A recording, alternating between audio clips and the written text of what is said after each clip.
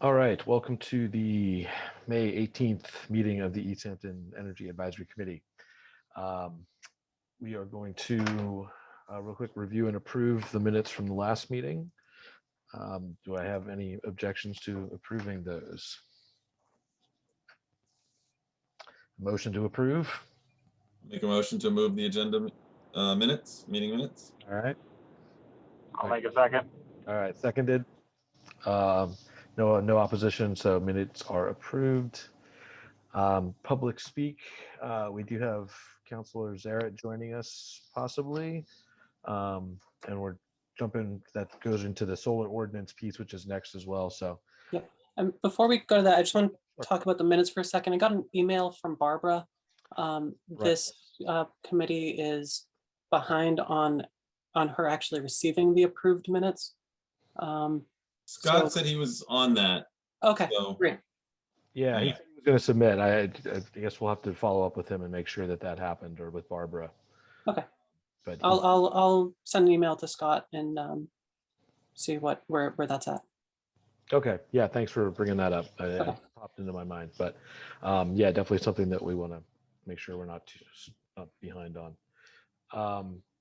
So yeah, so back to Councilor Zaret and the solar ordinance review. I know we had talked a little bit about this before, and I sat in on the last meeting, or one of the last meetings with the planning committee, where this was going to be discussed, and they kind of pushed it to a future date. But Owen, do you want to tell us a little bit about what's going on with that? And yeah, absolutely. So as you all know, probably, I think I got a little bit aggressive, a little bit ahead of myself, and had submitted some language to City Council and then to the Ordinance Committee, which made it all the way to a joint public hearing, suggesting that we consider some regulations around new construction, new commercial construction, and multifamily construction in terms of requiring solar. And when it made its way through ordinance, I think there were a lot of bigger picture issues in terms of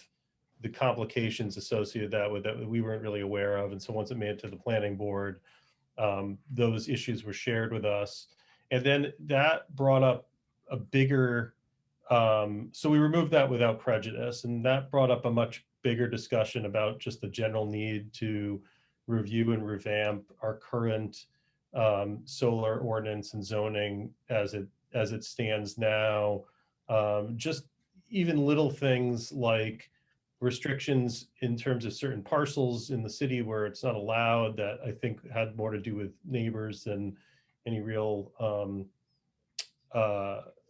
reasonable legal issues, as well as I don't know when our solar was last revised, but I think a lot of things have happened in the industry since then, and certainly in the city, and vis-a-vis developments and how we may learn from our experience. So just to be clear too, because email is difficult sometimes, my goal is to participate kind of as a collaborative partner, but defer to the experts here, both via this committee and our fantastic people in the planning department. Hey, Jamie. And Planner Bag had also recommended that was kind of the way to go about it, that instead of doing this piecemeal, we should do a full revamp and overhaul. And I'd love to be a partner in that in whatever way I can. So I think that's the view from 20,000 feet. okay, and I think you had mentioned to me that you know, the best thing to do for us would maybe to be review the current ordinance, start marking that up, like, or start looking at ideas or suggestions that we have based on that, so that we can kind of inform the process going forward. Is that reasonable? Yeah, absolutely. And I would assume that there's probably some wish list items and kind of industry issue items and planning issue items that will probably come forward too, that just are absent, you know, from our current ordinance. And I think requiring solar on new buildings might be a little too cumbersome right now in terms of my understanding of how difficult that is. And just to be clear, I was really inspired by what River Valley Co-op was doing. And I saw them and said, well, we should be requiring that from everyone. What a great idea. And I didn't know that was so complex and difficult for them, even the fact that they were doing it willingly. So, you know, is there a happy medium? Should we require solar ready construction and things like that? And so, you know, those are the things that, you know, we could talk about here and kind of defer to the folks who know more about this and, you know, how we can make our city greener and more sustainable. So. And Jamie, I'm wondering if you have some thoughts from the planning department on that. And I mean, if the next step is really for you all to be putting forward some ideas that then we might review, or if you could just add to the conversation, please.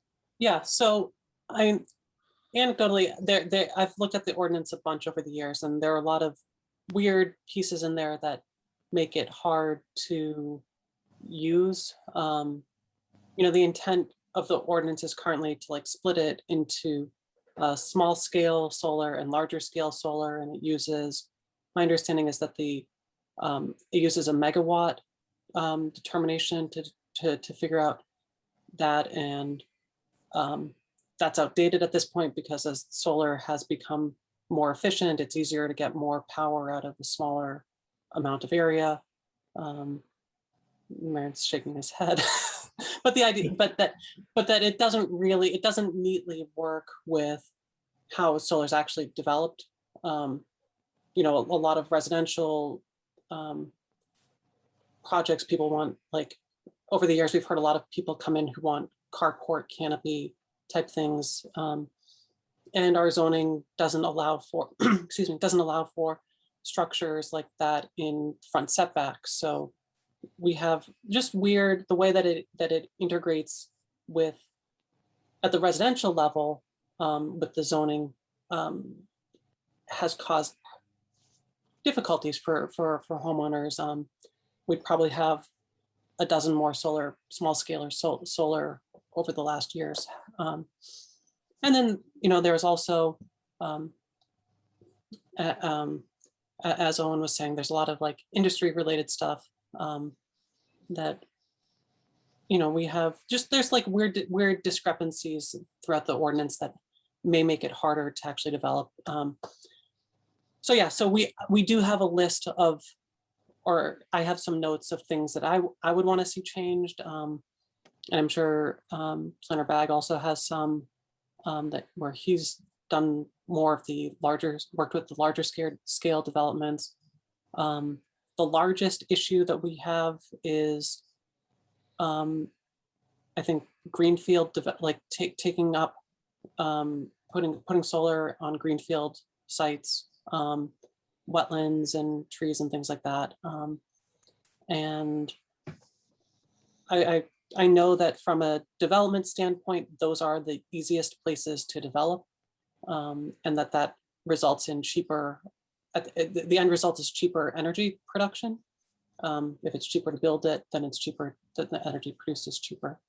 But that also goes, you know, it's hard to justify cutting down large swaths of forest and giving up farmland and things like that to just create energy. You know, there are ways, there are definitely ways to allow it or not, you know, but I think, long story, there are definitely planning department priorities within it. But I think we would want the Energy Commission, because you all know the more energy related things to, and I think it should be a collaborative process, as Owen's saying, as well. So Definitely. Do you have at hand, or, you know, somewhat easily, the relevant ordinances, the current ordinances that you could circulate to? yes. We haven't done that already. That way it might be easy for us to put it in, even into a document. We could either individually review and mark up, or we could do a collaborative document that we could all contribute to or something for edits or questions or comments. Yeah, I'll take an excerpt of the current ordinance and share it with OneDrive, so we can all mark it up, and then provide comments or edits and then we can maybe use that as the starting point. Yeah, I think that'd be good. And yeah, we do have, a bunch of different knowledge here within this from both the development side and, Stephen from the ISO RTO side, and there are lots of different viewpoints about how this stuff gets done and the different competing, interests and people at the table where all these things are concerned. I would say one thing I'm just going to mention is, we probably shouldn't leave out the discussion of energy storage where this is concerned. That brings up a separate set of issues, but something that should probably all be addressed at the same time, because especially where larger projects are concerned, even home projects these days, especially, people are looking for resilience. The grid operators and utilities are being pushed to do more of this. The prices of that are coming way down as well. So there's bigger push. I know I see it just from my view of the industry. There's a lot of companies right now looking at storage, even standalone storage opportunities. And where large CNI customers are concerned, there can often be, places to site those sorts of projects where you have, the necessary electrical infrastructure already in place, or proximity or access to it, potentially large electrical loads on site, that sort of thing. So I would encourage us to include that in the discussion and in the process. I was going to ask Owen real quick with, I know of where some other pain points might be, but where River Valley was concerned, do you have specifics on where they ran into difficulties, especially? Yeah, I'm trying to remember off the top of my head because so I think one of it was the costs, just the huge costs, I think, of the consultation to develop their solar plan to begin with. And then in the setting of that, the potential for potentially losing all of that money if they weren't able to hook up. So I think there were a lot of government side issues in terms of getting and Jamie, I don't know if you know more about this, so I don't, Jamie Webb. So it sounded like they did a lot of planning, and then were very worried that they might not be able to implement this plan at the end of it all anyhow, in terms of I think Eversource, and there's apparently a lot of timing around these issues too. And I'm not a solar industry person, so I can circle back with Rochelle Prunty from River Valley, who could probably give me more of the lowdown, and I can kind of start developing more of an itemized list there of what some of the barriers are. Because I think our goal should be to try to develop, reduce our carbon emission, develop as sustainable energies as we can across the city, but certainly not where it puts a burden on businesses and they're just not going to come here. But if there's ways to either offer incentives or, again, take baby steps, I could talk to Rochelle and find out what the issues were for them, what the cost issues were. Some of this there might be some things we want to do, but we're just got to wait for the federal government to make it a more friendly atmosphere, or offer certain things within our ordinance, but they could be, again, optional and incentivized. But I could get that information for you. Okay. Yeah, it could be useful, especially as you're talking about, even if we're just going to require something that's like solar ready, like what does that mean? And what added cost might that add just to do that portion, so that it could be added later, as the landscape changes, as laws and incentives and everything else change. I think, yeah, the interconnection with the grid, and with utilities is definitely a big sticking point for a lot of these, again, for proximity or for substation availability, or what's how much load they can actually handle, or in addition to what they already have. And so, I know with some of the larger projects, the big question is, are we going to have to pay to upgrade infrastructure to get this project in? And that has a huge bearing on costs in the bottom line. If you don't have to, obviously it's much easier, but where depending on where things are located and what Eversource has around, people who are doing development take a hard look at all those substations and what's sort of the available load that you might be able to tie into them as a big part of the development process. So Is that information like publicly available, or how does Eversource let customer or potential people know? Well, That's a good question, and that's not something I know that I can answer easily. Anybody else has insight? yeah, I mean, there is a what's it called? A paid website that shows utility load, and sort of marks things up whether or not there's so that you can research that. But it is something solar developers have access to if they pay for that service. But no, I don't believe it's just available for free.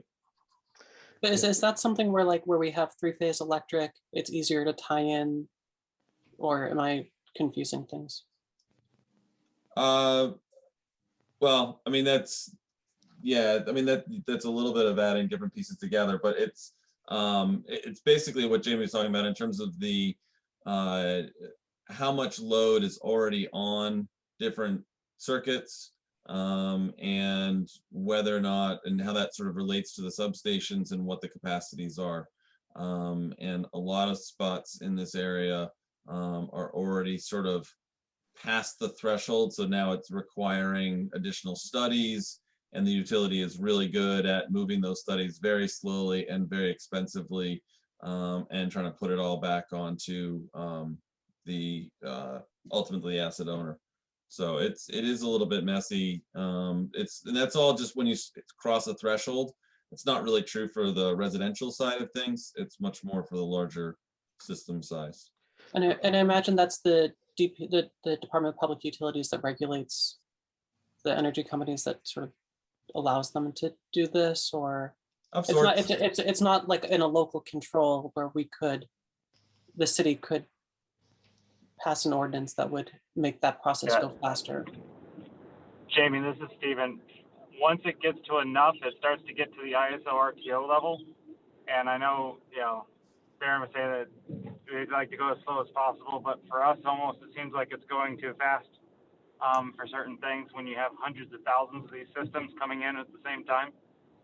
So, because I think literally we have over 200,000 individual solar systems in New England now. So from a control and observability perspective, that's part of the manufacturers. Also has to do with which of the big facilities play in the markets. So if they're in the market, then the feeder line that they are on turns into FERC jurisdictional, which is a national jurisdiction that has to do with the wholesale markets. So that adds complications to studies and timelines and everything else, because that triggers different tariff language in our area. So there's a lot of complications and stuff that are buried in when a solar system interconnects. And some of that's different for the sort of solar field, solar farm front of the meter stuff that's connecting directly to the grid versus an on-site, say behind the meter system that is a large corporate or commercial industrial client. Yeah, if Yes and usually your no. system is smaller than your load, then most times it's a lot easier. It's when you start to put stuff back on the grid that triggers a lot of additional issues. Mm-hmm. And right, Merritt, yeah, there's certainly complications to that. It's not so cut and dry as like one or the other, but again, as we're considering, an ordinance, those are the types of things to factor in. One other thing I'd note along the lines of what Jamie Webb was talking about with the environmental concerns, I know that there's now 2 different solar arrays in Western Massachusetts, one in Williamsburg and one in Southampton, that have been subject to fines for the developer because of environmental damage that was caused during the construction of those. So that's just something else to keep in mind. I mean, that's already guided by regulations and all that, but something that we definitely want to be mindful of as we're encouraging things. The not environmental impacts and potential taking things out of wetlands or farms or whatever it might be. We want to be very careful around where and what we're promoting with that. One of the big pieces along those lines too, that's I think much more arbitrary, is the sort of post installation, sort of after the life cycle of the system. That's a place where there's sort of a lot of open-ended ability to negotiate with the developer about what kind of money they need to set aside to deal with breakdown of a system after the life cycle ends, and how that end of life cycle sort of works. And it's definitely a place where yeah, that's definitely an area to look at and to get a little bit more information about how to sort of protect our city so that, you know, if somebody leaves the system's end, and how they, what kind of state of affairs they leave it, especially if they've gone into a more natural area and done that. So Yeah, Owen, go ahead. Thank you.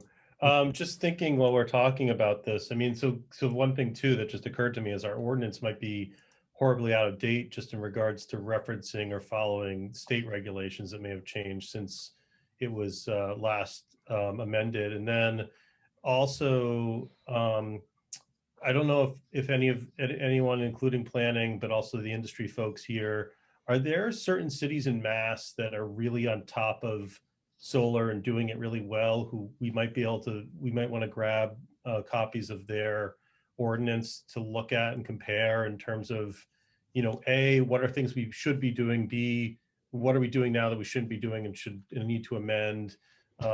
So just throwing both of those things out there. That's a There good, definitely are, but I'm not familiar with them off the top of my head. I think that, you know, the state is not homogeneous in terms of land use and obviously municipality sizes and things like that. So looking at a municipality that has, you know, superficial characters like the same number of people isn't really gonna necessarily gonna get us far. I mean, I think we'd want to look at, you know, cities that are within Western Mass, similar population sizes, and we may not have a large amount of places to look at, but we can look into that. I'm just realizing it. I should have covered this in the beginning. Is anyone on this call currently taking minutes for what we're discussing? We are recording the video, so we We're can. recording the video. We can go back. That's true. We did that before. Okay. Just wanted to make sure. Yeah, this is Scott here. I've been listening in on the phone, but I'll go back to the recording and do minutes like I did for the last meeting I missed. Okay, that's great. Thank you, Scott. I'm sorry. I just had that part covered. Okay, so it sounds like we have at least the beginnings of a plan for how to attack this, like reviewing the current ordinance. I mean, we can certainly look around for other towns that may have something related, you know, similar type of ordinances, or, you know, planning board discussions, or you know, just policies that they've put into place to try to be solar friendly, to try to be, you know, push green energy and just like generally, you know, sustainability, I think, as Owen's talking about.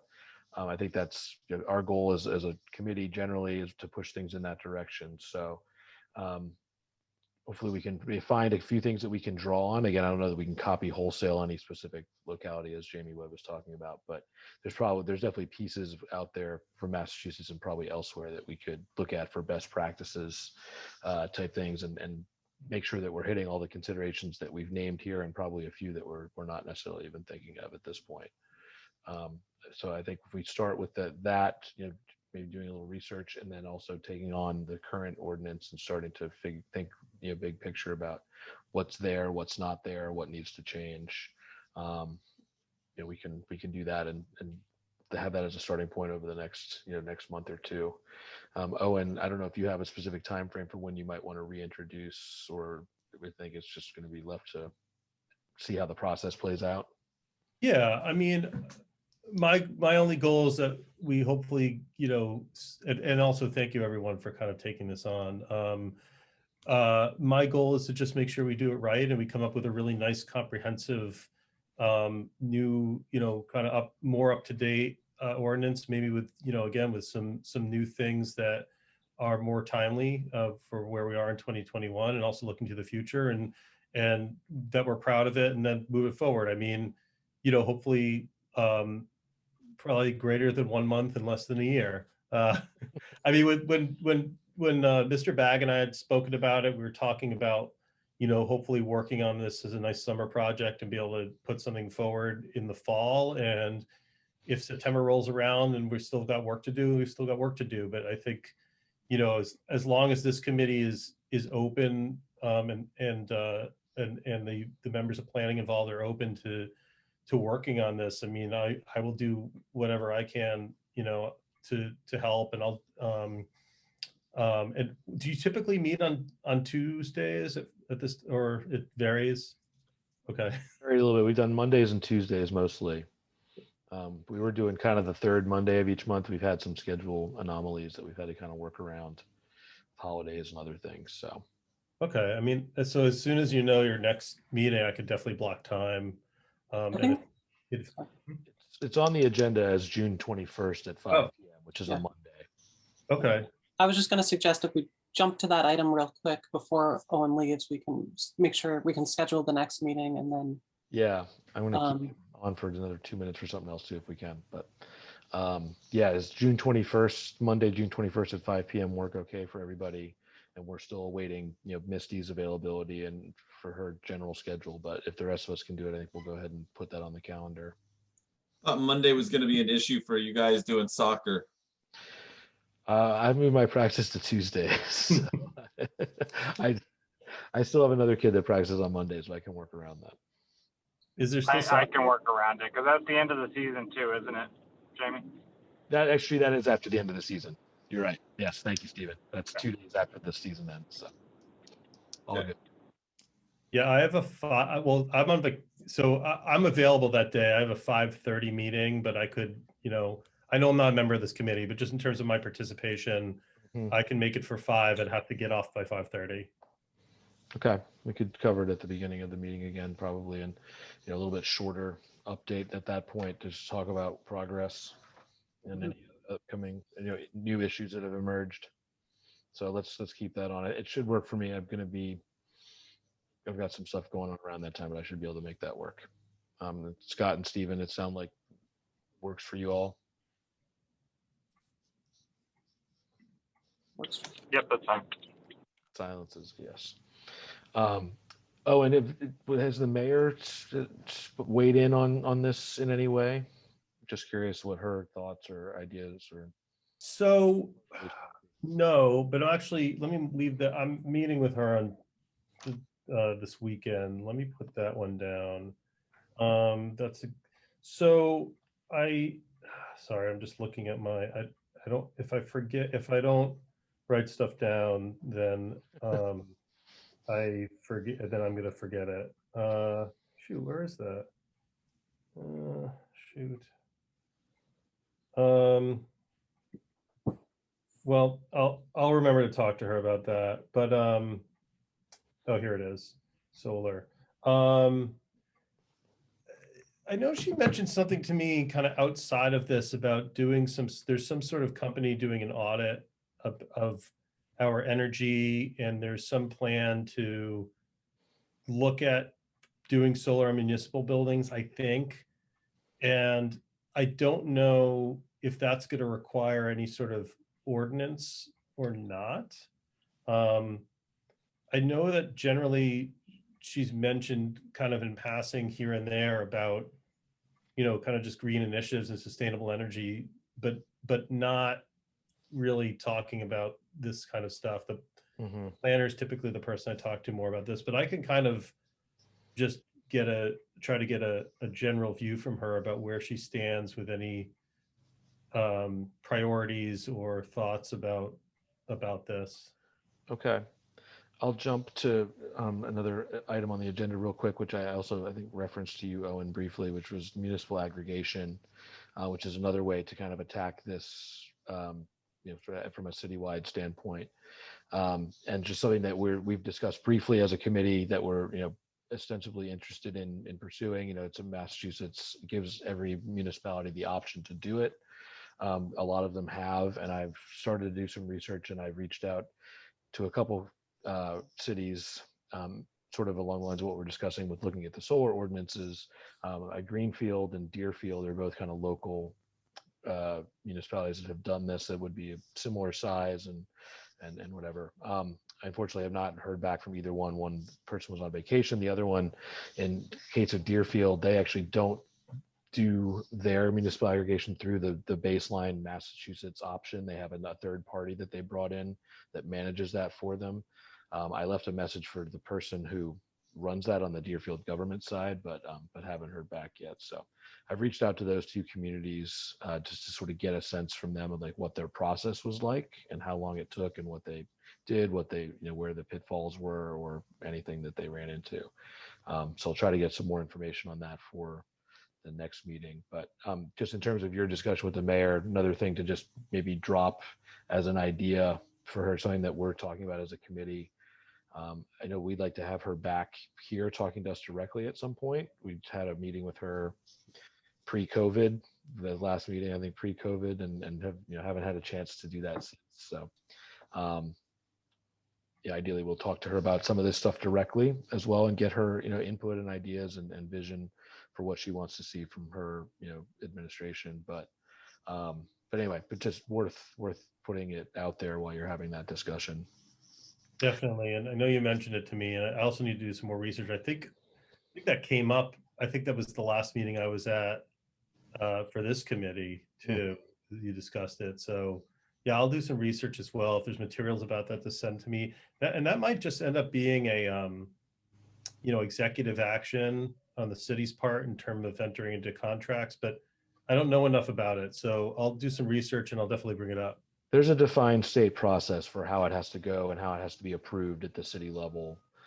So we'll have to, and that's, I can send you a couple links about that we've shared internally and, take a look at just the general baseline for that. On the lines of what you were talking about with the audit and stuff, number 4 on the agenda is this Honeywell RFP and account monitoring, which Scott has been looking into and working with city government on. Scott, I don't know if you're able to provide any update on that at the moment. That's good timing. I literally just finally made it to my desk after carrying my doped up dog into the house. Oh, hope they're doing okay. Yeah, it looks like he'll be all right, but right now he's very Yeah.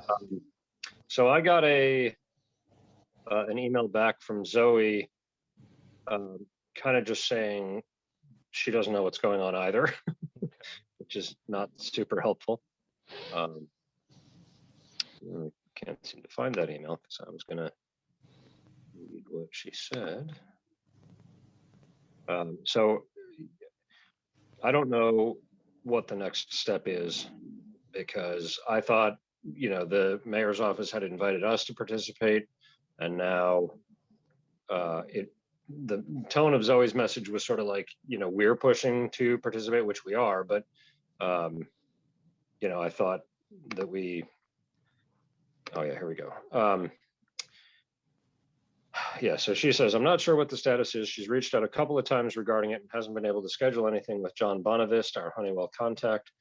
Mayor said the meeting should happen, but if all the members are going to be present, it will have to be a public hearing. So she wasn't sure if we were thinking of having a public hearing or just kind of a one-on-one with maybe a representative from the committee. So that seems to be where it stands. Okay. So my quick thoughts are, I think, yeah, just having like a representative from here attend versus having to turn it into a whole public meeting is probably advisable. Yeah, agreed. Number 2, it's probably time maybe for somebody from the committee to reach out to the mayor directly and see if we can get just a quick conversation, meeting with her, either, come here or I don't even know how that works necessarily, but like have like a, maybe a side meeting with her as a, a committee representative, just one-on-one, just sort of get her ideas and something that we can bring back to us if she's not able to join us directly. That's, I don't know if anybody else has thoughts on that. Taking that as a no. Well, I will try to pursue that, because I sort of feel like this is my my project that hasn't gotten anywhere. So I'll see if I can move the chains a little bit. Okay, and with Owen talking to the mayor this weekend, maybe that's the connection that we need to kind of get that in her mind, and maybe if we follow back with her after that, or Owen, tells her that we're interested in talking to her or something. I mean, again, I'm not expecting you to be our messenger per se, but just since we've got you here and you're going there, I'm just following the links in the chain. And then hopefully that can lead to maybe a little more direct action and some movement that Scott can take advantage of. Always happy to help connect people. I put down Honeywell with a question mark, and I'll just. Okay. Excellent. Yeah, if she needs us to help coordinate with him too for a meeting or something, like, maybe that's something we can help them with if it's becoming problematic. I don't know. I don't want to overpromise or extend ourselves too far, but again, yeah, for us, just looking for ways to be useful as a committee in terms of helping move things forward. I think we'd like to see some fruit born of all these discussions. Okay. And we're going to just finish the last couple of things on the agenda. If you want to jump off, I'm sure you have other things to attend to and all that. So I definitely appreciate you making the time to come and hang with us and talk and get your perspective and clue us into some of the things that are going on the city council side and the municipal side. It's useful to get that and to start making those connections a little more real. Yeah, thanks for having me. And I'm going to make a concerted effort really to try to make more of these meetings in this project we talked about as well. So I'll be seeing you all in a month. Okay. Not sooner. Excellent. Thanks so much for your time. Thanks. All right. So next things, if we have anything else to talk about from a social media standpoint or, committee, PR, marketing, whatever we want to call that. I've posted another few things. I don't think I've kept up to the every couple weeks schedule. I've sort of been a little personally hectic lately, but I'll try to get a few more things going. The reaction seems to be positive or neutral so far. We haven't stirred too much controversy, so we'll try to keep on that tack. Excellent. I did share, as I was doing the research with Greenfield, I did come across the page on their city website that actually, was pretty interesting. Had some good stuff kind of all front and center in terms of be able to click on things for usage statistics for some of their solar stuff and just other, of course, their municipal aggregation was on there and other stuff. So I don't know that we don't really have a page on the city website currently. We probably have a committee. There's a committee listing, but there's not like an energy page or anything like that's part of the easthamptonma.gov site. So I posit that maybe that's something we'd want to think about and push for something as a sort of central place where we could, put interesting things or have interesting things that are relevant to what we're doing. Maybe as we get more and more stuff going, that would become more valuable. But we do have there's like the energy committee. It just has a one paragraph write up and the current members and how many vacancies. And then there's a link to forms and documents where we can put things. Okay. If there's information that the committee wants changed or added, links or things like that, I can put that up there. Okay. But I'll also say that we're supposedly getting a whole new website in the next couple months. Nice. So we may not want to put too much effort right now into the current website. Okay. And then sort of making the case once the new website's up and running for how the Energy Advisory Committee wants to use a space. Yeah, could I even ask that maybe we could, make sure that our interest in that is put forth in the planning and development implementation portion versus like after the fact? Yeah, I honestly don't know anything about the new website. I have not been involved at all. Yeah. So I've only heard that this is happening, and I believe it's all being coordinated through the mayor's office. Okay. So amongst other things to talk to the mayor about, one of them would be the committee page. But my understanding is that basically every page that exists now would have a new spot. It's just going to be easier to use, easier to update. So it'll be easier for both people, visitors to the website, as well as each board or committee or department to Great. have a web page that suits their needs. Excellent. And I believe that we're using the same website company that does the Northampton website. So the Civic Plus company. Okay. So Take that as a piece of very good news. Yeah. All right, good. Well, another thing to put on the agenda for talking to the mayor potentially, or whoever within her. It's with her that maybe she can connect us to whoever in her office is leading that process, so we can do that. But yes, it's something where we could link to, our Facebook page, and then the high school, the Oliver Street landfill, all the different things that are relevant here. I think it would be nice to have and give us a little more robust presence within this, that we're not necessarily just going to get with Facebook itself. Yeah. Okay. Yeah. So I don't know if maybe I should, or some, acting chair here, but somebody should reach out to the mayor to try to set something up, or invite her to our next meeting or something. Yeah, I mean, if I may, I think that the next meeting, if we're going to be working on the solar ordinance, we should prioritize that. It's hard to, I think, have in an hour-long meeting have a substantive discussion as well as having a working meeting to talk about, changes to the ordinance. So That's fair. I would sort of, I don't know what the timeline is or the priority is for everyone, but it seems like the solar ordinance has kind of jumped to the top of the list for priority. And if Owen's going to be here for the first part of that meeting, yeah, we definitely want to focus on that and have that be the focal point of what we're doing, and not get too stretched with other things. So I may not want to invite the mayor to that same meeting, knowing that there's going to be conflicting, ideas about what discussion should be taking place. Okay.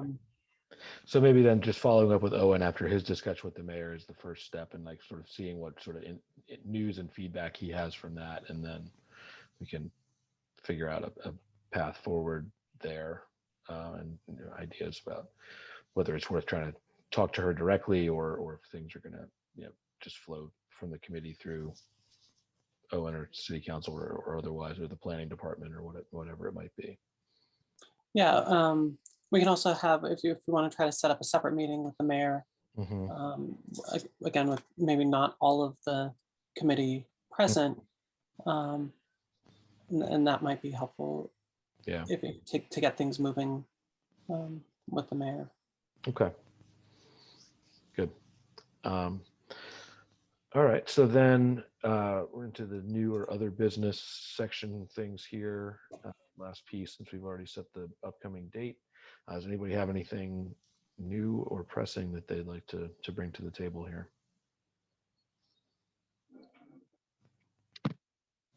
You're muted. I'll go ahead and submit the agenda again. Okay. Who got the Zoom link for that again? Was that? I'll get that for you. Okay. Yeah, send that over to me and then I can get it. Okay. Thank you Submitted again. for taking that on.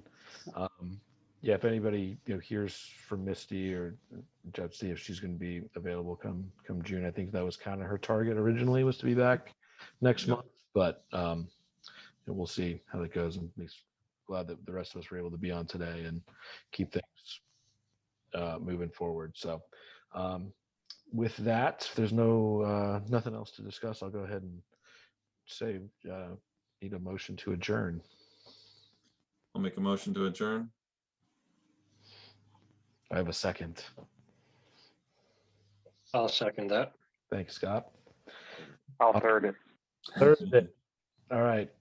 excellent motion, or it passes, meeting adjourned until June 21st. And we'll update everybody on anything that happens in between now and then. I'll follow up with Owen and pass that information around to everybody so we can see where things are at. But on the cusp of some things, and Jamie will take a look for that current solar ordinance from you so that we can all start looking at that and marking it up. Sounds Cool. good. Thank you very much, everybody. Super. Thanks, everybody. Talk to you. Bye. All right, bye. Evening.